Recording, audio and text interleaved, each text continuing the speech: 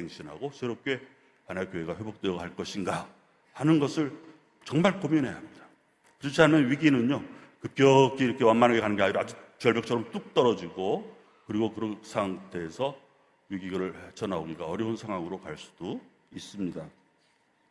그럼 이러한 때에 저는 우리 기장이 세역사 70주년을 맞으면서 어떻게 우리 교회의 선교의 방향, 우리 교회의 회복, 교회가 우리 기장이 어떠한 교회를 지향할 것인가 하는 것을 함께 생각함에 있어서 데트리히 본헤퍼 목사를 제가 소환했습니다.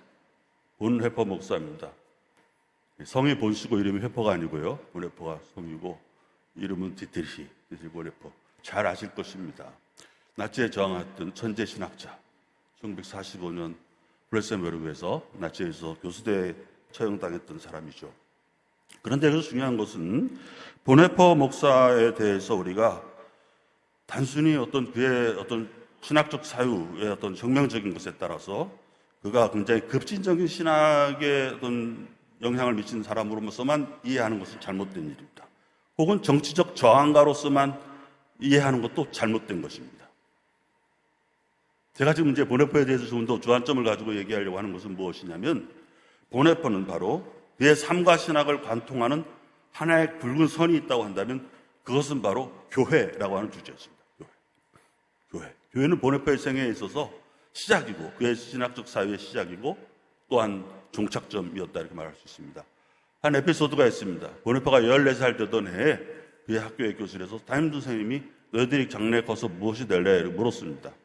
그런데 본헤퍼는 다른 친구들은 과학자요, 법학자요 다 얘기했는데 본헤퍼는 조금 더 망설이지 않고 뭐라고 말했느냐 하면은 나는 목사가 될래요. 그랬다는 거예요. 키득키득. 친구들이 막 웃었습니다. 그리고 집에 와서 심각하게 그 이야기를 했을 때 그의 형, 다 엘리트 집안입니다. 그의 가족은 본헤퍼를 만류했습니다. 디트리히야, 네가 목사가 되겠다니. 부르주아적인, 소시민적인 그런 기구로 전락한, 이미 시들어버리고 생명력을 다 잃어버린 교회에서 무엇을 하려고 네가 그러니? 라고 그렇게 만류했다는 거예요. 근데 왜 14살의 본헤퍼가 목사가 되겠다는 결심을 했는지는 모르겠어요. 그러나 그럴 때 그 이야기를 들으면서 본헤퍼가 이렇게 말했습니다. 난 werde ich eben diese Kirche reformieren. 제가 방금 독일어 했습니다. 그렇다면 내가 그 교회를 reformieren, 개혁하겠다. 그랬던 겁니다. 저는 우리 한신의 신학과에 이런 학생들이 막 들어오기를 고대하고 있습니다. 우리 교회 여러분도 기도해 주시고 여러분 교회에서 정말 똑똑하고 깨어있는 친구들을 신학 지망할 수 있도록 많이 독려해 주시기를 바랍니다. 본헤퍼가 교회 신학자로서 초기부터 놓지 않고 붙든 것, 그것은 바로 교회가 세상에서 어떤 형태로 존재하는가, 오늘 교회가 세상에서 또 그리스도가 어떻게 인식되는가 하는 것이었습니다. 교회와 그리스도, 떼려야 뗄 수 없는 겁니다. 그가 쓴 박사학위 논문 성도의 교제 1927년도에 나왔으니까 6년생이니까 21살 때 박사학위 논문을 썼습니다. 천재입니다. 베를린의 그 엄격한 학문적 전통에 있어서 박사학위 논문을 썼는데 그것이 바로 성도의 교제라고 한 것인데 거기에 그는 이렇게 이야기하고 있습니다. 서문에서. 여러분께서 지금 자막을 보실 수 있는지는 모르겠습니다. 제가 읽어보겠습니다. 교회의 본질은 오직 안으로부터 분노와 열정 속에서 될 수 있을 따름이며 그에 반해 방관자의 입장으로부터는 결코 이해될 수 없다. 오직 교회의 요구를 진지하게 여기는 자만이, 그리고 이와 비슷한 다른 종류의 요구나 자기 자신의 사리에 맞게 교회의 요구를 상대화하지 않고 복음으로부터 이해하는 자만이 교회의 본질을 바라볼 수 있는 전망을 획득한다. 교회의 위기를 얘기할 때 우리가 그 위기를 극복하고 해결해 가기 위해서는 교회가 무엇인가 하는 다시 본질로 돌아와야 합니다. 교회의 본질에 대한 아주 근본적인 질문이 있어야 그 교회가 어떠한 기능과 역할을 해야 할 것인가 하는 것이 나올 수 있는 것이거든요. 교회의 본질이 무슨 어떤 다른 기업이다, 다른 일반 시민단체다, 다른 동호회다 이런 것이라고 우리가 파악하면 그와 같은 모습밖에 나타날 수 없는 것입니다. 교회가 무엇이냐 하는 것을 물어야 하는데 그때 본헤퍼는 이렇게 말했습니다. 어떤 초연한 관찰자의 입장에서 교회가 뭐냐고 물어서는 안 된다. 또 방관자의 입장에서도 해서는 안 된다. 오히려 참여 속에서 그리고 교회의 현실에 대한 분노와 열정 속에서 교회가 무엇인지 복음으로부터 이해해야 한다. 복음으로부터. 우리 한국 기독교 장로회는 정말 자랑스러운 교단 아닙니까? 교회가 다 세속적인 것들, 세속적인 조류에 휩쓸려갈 때 우리는 그래도 교회의 본질, 교회의 어떤 우리 교회다움, 우리가 기장성이라고 말할 수 있는 그것을 지키려고 노력해 왔죠. 근데 그와 같은 것들이 바로 하나의 중요한 교회의 본질을 파악하는 과제가 된답니다. 넘겨주십시오. 그래서 그 교회는 바로 공동체로서 현존하는 그리스도다 하고 인식하는 것이 필요합니다.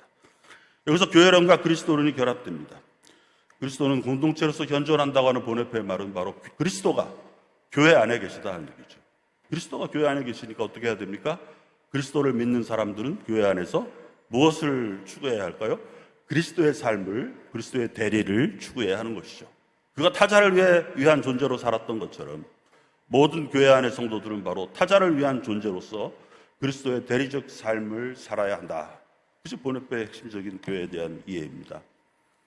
우리가 그리스도의 삶, 그리스도 예수 살기, 그것을 우리 교회 안에서 하려고 하는 노력, 그것이 바로 교회의 본질에 대한 우리의 열정이다 이렇게 생각을 할 수 있습니다. 그 다음에 이제 신학이란 무엇인가 하는 것입니다.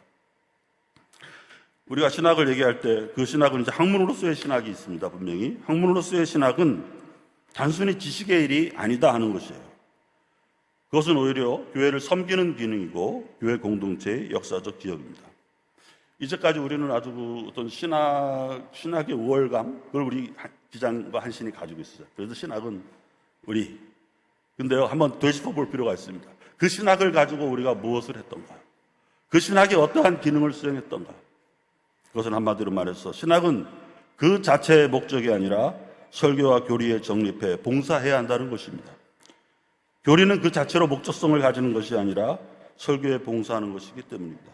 바로 이런 점에서 신학의 자리, 그것은 현실의 교회이고 그 주제는 교회의 현실이고 그 목적은 교회에 현존하는 그리스도를 세상에 선포하는 것입니다. 신학자는 그래서 겸허해야 합니다. 겸손해야 합니다. 여러분, 조그마한 변화가 일어나고 있습니다. 우리 한신대학교 또 신학대학원에서 이제 신학을 가지고 좀 섬기는 기능을 많이 하자 그래서 목회자 세미나도 지금 2회째 했고요. 장로님들 아카데미도 했고요. 또 어린이 청소년들 캠프도 진행을 했습니다. 무언가 교단을 향해서 신학이 이제 신학교가 섬기는 자세로 전환하는 것, 그것이 필요하다. 왜? 신학은 교회에 봉사하는 학문이기 때문에 그렇다 하는 이야기입니다.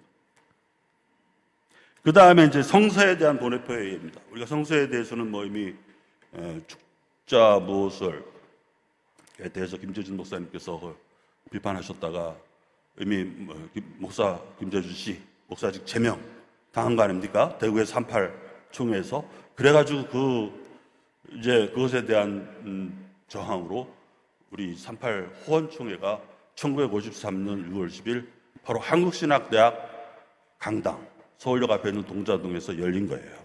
11개의 노예들이 참석해가지고 그래서 바로 우리는 바리새인주의를 배격하고 이러한 아주 당당한 호원총회를 선포하고 나온 겁니다. 어쩌면 저를 이 자리에 쓰게 한 것은 이제 우리 기장의 출발이 한국신학대학 강당이고 우리는 신학교에서 교단이 출발했다고 하는 어떤 그 의미를 한번 좀 담아보라는 취지로 저는 생각을 합니다. 여기서 우리가 성서를 어떻게 이해할 것이냐 하는 문제예요. 보네페는 의외로 그 당시에 굉장히 유행했던 역사 비평학을 맹종하지 않았습니다. 역사 비평학 중요한 거예요. 성서를 보는 중요한 관점을 갖는 건데 그보다는 보네페는 성서를 바로 교회의 책으로 읽자는 생각이었습니다. 교회의 책으로. 구약성서 특히. 그 당시에 히틀러와 그 나치주의자들은 구약성서는 전부 폐기했습니다. 불태워버렸고 왜? 그 유대인의 책이기 때문에. 그러나 보네페는 거기에 정해서 그것도 엄연한 바이블이고 그래서 그 구약성서를 읽을 때 어떻게 읽느냐 하면 그것을 교회의 책으로 읽자. 그건 굉장한 저항입니다. 나치 정권에서. 그 당시 나치주의자들의 신학은 하나의 거짓된 창조 질서를 가지고 흑피, 민족 이런 것들이 하나님의 계시의 통로 수단이라고 보았습니다. 거기에 대해서 아니라고 외친 것이죠. 오직 예수 그리스도 안에서만 하나님은 자신을 계시하신다. 그것이었습니다. 성서에 대해서 우리가 그러한 눈으로 교회의 책으로 열심히 읽는 것이 참으로 필요하다고 생각합니다. 다음 보네포의 또 하나의 책, 나를 따르라입니다. 여러분 잘 아시는 제자의 도, 그렇게 번역도 되기도 했고, 이 나를 따르라에서부터 보네포가 교회와 세상의 관계에 대해서 아주 예리하게 정의를 하기 시작합니다.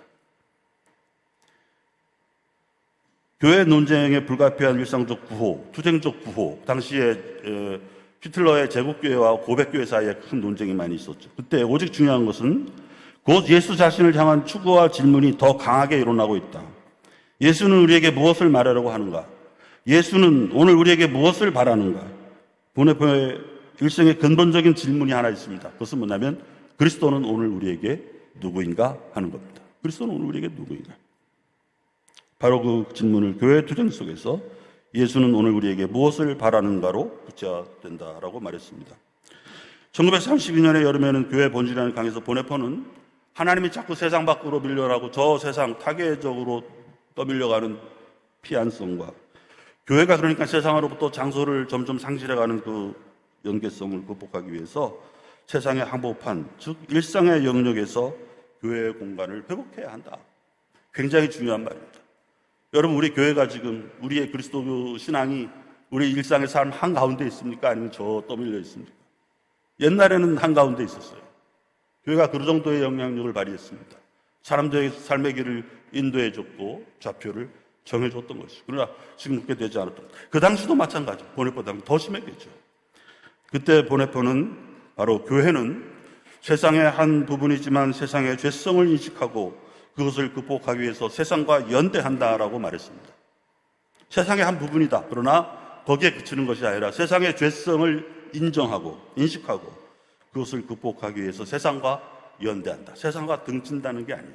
이것이 정반합, 의하면 정이라고 표현할 수 있습니다. 다음 점. 그래도 1933년도에 히틀러가 정권을 잡게 되었고 이제 상황이 완전히 달라졌죠. 그 33년의 환란 이후에는 보네포는 교회의 세상의 결별과 분리에 대해서 강조했습니다.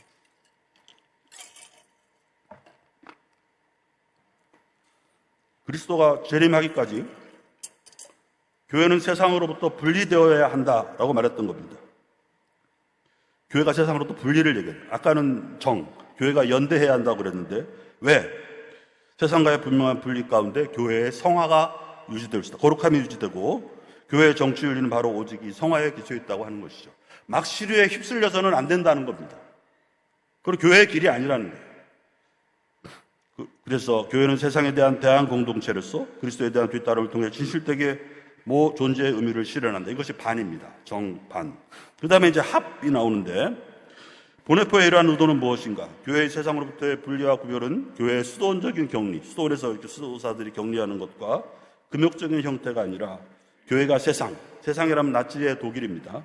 세상에 의해 변질되어 가고 국가사회주의 이데올로기의 포로가 되는 것을 경계하는 것이다. 이데올로기의 포로가 되는 것을 경계해야 한다. 교회는. 그래서 합의 명제는 이것입니다. 진정한 세상과의 분리를 통해 그리스도의 몸을 세상 속에 다시 회복하는 길임을 강조하는 것이다. 저는 이것을 세 가지로 생각해 보았습니다. 세상과 구분되어 세상을 품고 세상을 변혁하는 교회. 세상과 구별 지어야 합니다. 우리 스스로. 교회의 성화를 지켜내야 합니다. 막 세속적인 것 속에 막 휩쓸려가서는 안 된다는 거죠. 그렇다고 세상과 구분된다는 것이 극단적으로 나아가서 어떤 섹트, 어떤 소종파의 시비적인 초월적 타겟주의로 빠져서도 안 되는 것이고, 거기는 반드시 세상을 품는 노력이 필요하다. 이 세상을 품는 것도 너무 쉽게 많이 품어버리면 세상의 일부가 되는 거예요. 그래서는 안 되는 거예요. 이 변증법입니다. 정반, 합, 세상을 변혁하는 교회가 되는 거예요. 리차드 니버가 그리스도 문화적 얘기처럼 Christ as transformer culture, 문화의 변혁자로서 그리스도를 지향하는 것이 교회의 사명이다. 그런 얘기입니다. 다음 장. 십자가 아래 있는 교회. 이게 이제 보네포의 교회론에서 굉장히 우리의 특징 있게 우리한테 중요한 것인데 무엇이냐면, 예수의 나를 따르라는 부름은 제자들에게 새로운 현실을 창조하는데 그것은 고난당하는 형제와의 공감과 연대, 죄의 짊어짐을 통해 만들어지는 교회. 다시 말하면 십자가의 공동체다 하는 이야기입니다. 그리스도를 따르는 제자직이라고 하는 것은 형제자매의 고난을 외면하는 것이 아니라 그들을 마주하며 함께 아파하며 고통을 짊어지는 십자가의 길이다 하는 얘기입니다. 그리고 이것이 바로 교회가 가야 할 필연적 고난의 길이다. 당시 보네포 시대의 상황을 한번 보십시오. 600만의 유태인들이 막 열차에 실려서 강제수용소로 가서 가스실에서 살육당하고 39년대 전쟁이 터졌고 막 이런저런 여러 가지 어떤 그 굉장히 복합적인 정치적인 어떤 현실들 속에서 분명히 희생당하는 타자들이 있었던 것이죠. 그들이 존재하는 한 교회는 필연적으로 교회는 십자가의 길을, 필연적 고난의 길을 가야 하는 거다. 우리 기장도 그렇지 않았습니까? 7, 80년을 거쳐오면서 우리가 함께했던 민중과 또 함께했던 약자들, 소수자 여러 가지 것 함께 우리가 울부짖으면서 필연적인 고난의 길을 걸어왔고 이것이 끝난 것이 아닙니다. 오늘의 세상을 한번 돌아보십시오. 교회로 하여금 이제 고난은 끝났어라고 세상은 그렇게 고락고락하게 말하고 있지 않습니다. 우리 기장은 역시 필연적 고난의 길을 가는 공동체가 되어야 한다 하는 얘기입니다. 여기서 아멘 한번 해주셔야 합니다. 고난을 멀리하면 기장답지 않은 거예요. 기장답지 않은 거예요. 보네포는 참된 교회의 표지를 타자를 위한 교회에서 보았습니다. 교회는 오직 타자를 위한 존재일 때만 참된 교회다. 굉장히 중요한 말입니다. 교회의 참다운 교회의 인식 표지는 그 교회가 타자를 위한 존재인가 하는 이야기입니다. 다음. 이것이 보네포의 윤리사상하고 연결이 되는데요. 보네포에게 책임이란 현실 속에서 그리스도가 무죄한 자로 죄를 걸머지고 타인을 위해 십자가를 짊어진 것처럼 그리스도인이 세상 속에서 고통받고 희생당하는 타자를 위한 위에 존재해야 하는 삶의 양식이다 라고 말했습니다. 1939년 7월에 보네포는 미국 유니온신 학교에서 귀국을 합니다. 다 말렸어요. 거기 가면 이제 징집될 것이고 전쟁터에 끌려가 죽게 될. 그럴 때 보네포는 뿌리치고 안전한 길을 버리고 독일로 돌아왔던 것이죠. 그리고 40년에 히틀러가 서부 전선에서 승리를 거두고 있는 그때 바로 히틀러를 제거하기 위한 그룹에 가담하게 됩니다. 목사로서. 또 평화주의자인 그가. 왜 그랬을까? 그래서 미친 전수 얘기 막 나오고 그러는데 그걸 전광훈 씨가 함부로 오용해가지고 제가 굉장히 화가 났었습니다. 진짜 미친 운전수를 어떻게 가만둬야 할까? 끌어내려야지. 그러면서 보네포의 정치적 저항의 시기가 바로 이때 진행되었고 그때 보네포가 그것을 숙고하면서 윤리학을 썼습니다. 이제 우리가 정리해보면 나라에서 강조된 교회가 취해야 할 세상에 대한 경계와 대결의 자세는 윤리학에서 교회가 자신을 위해 싸우는 것이 아니라 세상의 구원을 위해 자신의 영역을 방어하는 것에서 명료화된다. 중요한 이야기입니다. 타자를 위해서가 아니라 자기 자신의 영역을 위해 싸우는 교회. 타자를 위해서가 아니라 자기 스스로를 위해서만 염려하고 싸우는 교회는 교회가 아니라 단지 종교 집단이 되고 만다. 종교 집단, 종교 산업. 타자를 위한 존재이냐 아니냐에 그 갈림길이 있다 하는 이야기입니다. 그 다음에 보네포의 마지막 곡 중에서의 신학적 단상인데요. 비종교적 해석과 타자의 해석학입니다. 그래서 그리스도의 비종교화. 오늘날 많은 사람들이 종교는 노, 영성은 예스, 교회는 노, 그리스도는 예스. 뭐 이런 얘기들이 있는데 이미 그때 보네포 당시에 현실적인 부르주아적인 시민적인 어떤 시민적인 기구로서 교회에 대해서 많은 사람들이 배척했어요. 그러니까 보네포가 그러한 형태의 역사적 형태의 기독교는 이제 비종교화 되어 가고 있다. 비종교화 시켜야 한다. 이것이 바로 비종교적 해석의 핵심입니다. 보네포는 그리스도교가 봉착한 위기 가운데서 어떻게 교회가 다시 복음과 계시를 해석하여 세상에 선포할 수 있는가에 집중하였습니다. 보네포의 진정한 의도는 성서가 현실 속에서 힘있는 하나님의 말씀으로 받아들이고 실천하는 변혁적인 실천적 신앙의 태도였습니다. 부르주아적 삶의 일반화된 원리인 개인주의의 영향으로 변질된 기독교는 변혁 과정을 통해서 실천적 종교로 변화되어야 한다. 그렇게 이야기를 했습니다. 보네포가 교회 생의 마지막 시기 옥중에서 비종교적 해석에 대하여 본격적으로 언급하면서 그는 다시 교회가 신앙의 공공성을 회복해야 한다고 말했습니다. 사적인 영역에 갇히는 것이 아니라 공적 책임을 강조했던 것이죠. 교회는 인간 공동체의 세상적 과제에 참여해야 한다. 환경 문제에 여러 가지 문제들에 우리가 참여해야 합니다. 그러나 그것은 어떤 방식으로 가느냐? 지배하는 방식으로가 아니라 돕고 봉사하는 방식으로 해야 한다. 또 교회는 모든 직업에 종사하는 사람들에게 타자를 위한 존재가 무엇을 의미하는지 말해주어야 한다. 어떻게 보면 보네포의 이러한 단상들이 굉장히 오늘날 우리 한국교회에 시사하는 바가 크다고 저는 생각을 합니다. 그래서 오늘 소개를 드리는 것이죠. 바로 보네포를 우리가 인용해서 소환해서 한국교회 과제를 얘기한다면 그것은 바로 신학과 신앙 모두에 있어서 하나의 전적인 전환, 그야말로 메타노이아, 완전한 전환이 요구되는 것입니다. 한국교회는 그동안 매각교회를 지향해 왔습니다. 크게 웅장하게 화려하게 예산도 많이 이렇게. 그러나 이제는 교회의 본질에 입각한 메타교회, 그리스도가 공동체에서 현존하는 바로 그 교회, 사회적 약자들과 사회적으로 희생당하는 권력에 의해서, 폭력에 의해서 죽어가는 사람들 있을 때 그들을 위해서 함께 해주어야 할 필연적인 고난을 짊어지는 교회라고 하는 것으로 전환하는 것이 필요하다고 하는 것이죠. 저는 여기 우리 기장에 희망이 있다고 생각합니다. 아까 얘기한 것처럼 통합측, 합동측 다 우리 10배가 넘었습니다. 10배가 250만 다. 그러니까 우리 숫자 가지고는 안 되는 거예요. 그러나 중요한 것은 뭐냐면 무엇이 정말 교회의 올바른 형태인가, 또 이러한 현실 속에서 교회는 어떠한 공동체를 지향하는가 하는 것에 대해서 우리 기장만이 답을 줄 수 있다. 저는 그렇게 생각합니다. 우리 기장이 할 수 있는 역사적 소명입니다. 이제 다음 보네포를 넘어서 한번 생각해 보도록 하겠습니다. 보네포의 신학을 종합해 보면 그는 타자와 타자성에 집중했습니다. 교회를 오직 타자를 위한 존재일 때만 교회인 것으로 보았고요. 신학을 그 자체의 목적이 아니라 도움의 수단, 하나의 투쟁의 수단으로 보았습니다. 그리고 윤리는 어려운 것이 아니라 타자와 더불어 사는 것을 배우는 것이라고 정의했습니다. 보네포는 바로 교회가 이 세계 속에서 왜 존재해야 하는지, 오늘 교회는 세상에 대해서 무엇을 선포할 수 있는지, 우리 설교에 있어서 굉장히 중요한 주제 아닙니까? 도대체 무엇을 설교해야 할지, 매주 하는 설교인데 청중들도 똑같은데 정말 교회가 말해야 할 핵심적인 메시지는 이 세상에서 무엇이어야 할지 고민해야 한다는 것이죠. 히틀러 시대의 유대인들과 마찬가지로 정치, 사회, 종교, 생태, 문화적 폭력 속에서 희생당하는 타자를 위해서 우리가 무엇을 할 수 있는지에 대해서 진지한 신학적 질문을 보네포는 던지고 있습니다. 사실 오늘의 주제로 돌아가겠습니다. 새 역사 70년을 맞는 기장은 어떤 교회를 지향할 겁니다. 여기 송만장 새 어르신이 있습니다. 송암 만우 장로. 며칠 전에 신대원에서 송만장 심포지움을 개최를 했습니다. 김범배 목사님 계신가요? 굉장히 애를 많이 쓰시고 우리 신학대학원에서 진행을 잘 했습니다. 이 기장의 설계자들이고 건축자라고 말할 수 있는 분들이 이분들인데요. 바로 이분들의 유산을 살리면서 거기서 머물러서는 안 되고 우리는 어떤 교회로 더 발전적으로 나아가야 할 것인가, 이게 굉장히 중요한 질문입니다. 이걸 하지 못하면 과거 속에 갇혀 있는 거예요.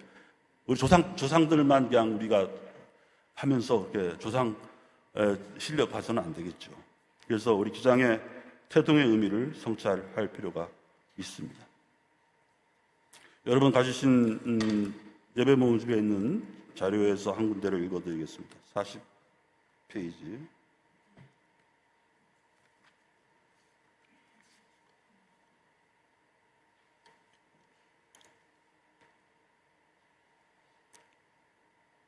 그냥 시간이 없으니까. 우리 11개 노예들이 우리 소원총회로 모여서 기장의 태동을 외쳤을 때 정말 그 의미가 무엇일까를 우리가 새 역사 70주년에 살펴봐야 할 필요가 있습니다. 첫 번째는 기장은 출발할 때부터 교회 개혁 운동의 성격을 표방했습니다. 기장은 운동으로 시작된 교단이에요. 운동으로. 그 당시에 바리새주의, 교권주의에 대해서 기장은 그것으로부터 개혁교회 전통을, 학문과 양심의 자유를 내세우면서 운동으로 시작한 교회 개혁 운동이었습니다. 그렇죠? 그렇게 시작한 겁니다. 정치, 교회 정치, 교파 분열 이런 차원하고 우리는 내용이 다른 것이죠. 그러한 성격을 표방했죠. 또 기장은 출범할 때 운동이었다는 것을 제가 계속 강조하겠습니다. 두 번째는 기장은 신학운동의 산물이었습니다. 신학운동. 김재준 목사님이 성서 모호설에 대해서 그것을 비판하면서 나왔던 것은 분명히 선교사들에 의해서 우리에게 주입된 근본주의적 신학 사상을 배격하는 일이었고, 신학의 근본적인 운동의 성격을 지향을 했던 것이죠. 그러면 이렇게 운동으로서의 출발을 했던 우리 기장은 이제 어떤 교회를 지향해야 할 것인가? 먼저 운동으로서 우리가 걸어온 길을 한번 잠깐 되돌아보도록 하겠습니다. 시간이 거의 됐죠. 기장은 태동부터 신학운동의 차원에서 바리새주의적 교권주의에 맞서서 투쟁하였습니다. 60년대와 70년대는 권위주의적 독재 정치의 악에 맞서서 민중과 더불어 십자가의 행진을 계속했습니다. 80년대와 90년대에는 민주화와 통일운동에 선봉해서 역사의 소명을 충실하게 이행하였습니다. 그리고 2000년대에는 에큐메니칼 차원에서 정의평화 생명운동을 견인하였습니다. 다른 교단이 하지 못한 것을 우리는 했습니다. 박수 한번 주셔야 됩니다. 주십시오. 그것은 정말 우리의 자랑이고 자긍심입니다. 그렇죠. 다른 교단, 세계 어느 곳을 봐도 그와 같은 일을 하지 못했고, 한국에 지금 뭐 큰 대형 교단이다 뭐다 하지만 우리 기장이 없었으면 어땠을까? 기장에 터던가하면 우리 교단의 자긍심과 자랑이 되기에 충분한 것입니다. 그러나 한 가지 고민이 있습니다. 우리가 함께 고민해야 하는데요.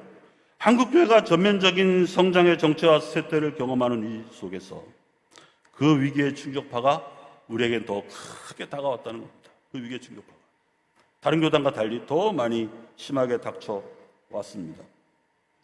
성장이 아니라 생존이 급급한 현실을 우리는 지금 경험하고 있습니다. 그렇죠? 성장하는 정도가 아니라 생존이 중요하다는 생존. 그러므로 우리는 더욱 냉엄하게 자신을 성찰하고 새로운 길을 모색해야 합니다. 기장이 했던 것, 오케이. 그 모든 것도 우리가 그대로 답습하고 가면 되는 것이 아니죠. 아까 말한 것처럼 70주년의 새로운 70년을 향해서 새로운 우리의 정체성을 찾아야 합니다. 찾기 위해서 야곱처럼 한두 표가 부러지도록 싸워야 합니다. 싸워야 합니다. 누구하고 싸움이겠습니까? 자기 자신하고 싸움이죠. 그 처절한 자기 성찰을 통해서 우리 기장에 나아가야 합니다. 그래서 저는 그것을 운동, 신학, 목회의 해석학적 순환의 정합성이라고 정리를 해보았습니다. 먼저 운동과 신학을 보십시다.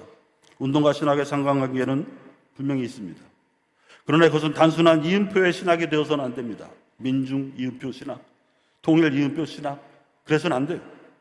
그 한계를 넘어서서 텍스트의 신학화와 신학의 상황화에 요청되는 해석학적 긴장을 유지해야만 합니다. 그리고 상황에 매몰되어 현실의 목소리에 반성 없이 끌려가는 신학이 되지 말고 기독교적 정체성을 상실하고 세속적 운동으로 변질되는 길을 가서는 안 됩니다. 근데 운동, 그것에 대해서 우리가 좀 더 거리를 두고 성찰해보자는 얘기입니다. 운동을 버리자는 얘기가 아닙니다. 이 운동이 전부다. 그 기자는 그렇게 가서는 안 돼요. 운동과 신학도 어느 정도의 신학이 운동에 대한 성찰이 필요한 거예요. 또 운동이 신학을 막 억지로 끌고 가서도 안 돼요. 이것도 못 따라와. 그리고 신학을 막 해서도 안 되고. 운동과 신학이 함께 있다. 그림 보여드리겠습니다. 운동과 신학의 목회를 향해서 그거밖에 못하? 따라와. 그렇지 못한 목회를 비난하거나 목회의 지체에 대해서 그렇게 해서도 안 됩니다. 이 운동 신학 목회가 하나의 적정한 이격을 가지고 정합성을 가져야 한다는 것이죠. 신학과 목회, 학문과 경건 의협 잘 아십니다. 우리 한신과 기장의 모토입니다. 이번 총회 주제가 바로 새역사 70년을 맞으며 다시 새롭게 이 모토를 기억하고 의미를 되살리자는 뜻을 담고 있다고 생각을 합니다. 학문, 진리, 경건, 영과 진리로 예배하는 생명평화 선교, 학문, 경건, 선교. 이게 우리 기장의 70년의 좌표입니다. 화두죠. 그 다음 중요한 것은 영과 진리로 예배하는 공동체를 회복해야 합니다. 자유혼과 성서 중심의 교육교회의 정체성과 맞닿는 이 표어를 다시 붙들고 바리새주의적이고 근본적인 반지성적 기독교를 개혁하는 교회 갱신운동의 새로운 출발을 다짐하는 총회가 되기를 저는 염원합니다. 학문과 경건의 강주는 더 나아가서 교회가 영과 진리로 예배하는 공동체로서 영적 활력을 잃어가는 예배의 회복을 지향합니다. 보네퍼가 빈케발대의 그 지하신학교 주목훈련을 해서 두 가지를 강조를 했습니다. 하나는 세상성이고 하나는 신앙의 비밀 훈련입니다. 보네퍼는 이 두 가지를 바로 그중에 특히 신앙의 비밀 훈련을 그리스도인이 단순히 종교적 행위가 아니라 진정한 세상살이에서 타자를 위해 봉사하기 위한 내적인 집중이라고 설명하고 있습니다. 신앙의 비밀 훈련과 세상성은 동전의 양면과 같죠. 경건 없는 세상성은 통속적이고 세상성 없는 경건은 맹목적입니다. 치우쳐서는 안 된다는 것이죠. 마치 들숨과 날숨처럼 예배가 들숨이라면 선교는 날숨이 되겠죠. 이것이 원활히 진행돼야 생명을 유지할 수 있는 것처럼 바로 예배와 선교는 교회의 생명력을 지탱하는 필수적인 조건입니다. 마지막 결론입니다. 영과 진리 안에서 예배하는 공동체는 세상에서 타자를 위해 존재하며 선교하는 교회가 되어야 합니다. 보네파가 교회의 참된 표지를 타자를 위한 존재에서 찾았던 것 같이 기장교회가 정의, 평화, 생명의 운동 그리고 신학과 그리고 목회의 해석학적인 순환의 정합성을 가지고 새로운 70년을 출발하기를 기도합니다. 여러분에게 제가 그림을 하나 보여드리겠는데 운동, 신학, 목회의 해석학적 순환의 정합성을 그림으로 표현했는데요. 우리 장국 목사님께서 기장은 역사의 화살촉이다 이런 말씀하셨죠. 삼각형의 앞에는 운동이 있습니다. 신학이 그 뒤에 있고 목회가 있어요. 이 화살촉처럼 역사를 꿰뚫고 가는 거예요. 그 다음 이제 보시면은 우리 기장에 출발할 때 신학과 운동 무슨 출발을 했죠. 신학과 운동이 저리 그렇게 해석학적 순환을 하고 있습니다. 목회는 아직 그때 따라가지를 못했던 거죠. 그러다가 다음 장면을 보십시오.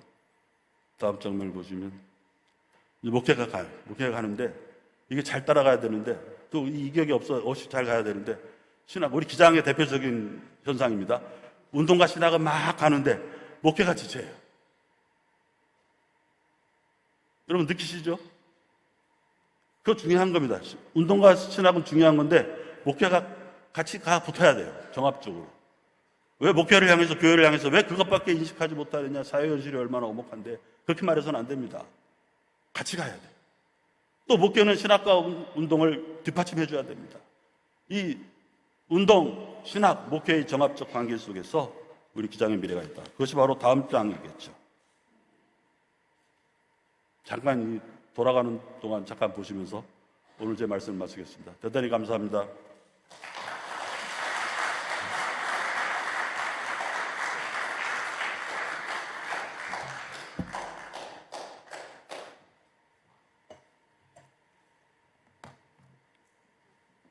우리 한신대학 총장님이신 강성영 목사님 귀한 강의를 아주 압축적으로 우리에게 잘 해주셨습니다. 대단히 감사드립니다. 다시 한번 박수해 주시기 바랍니다.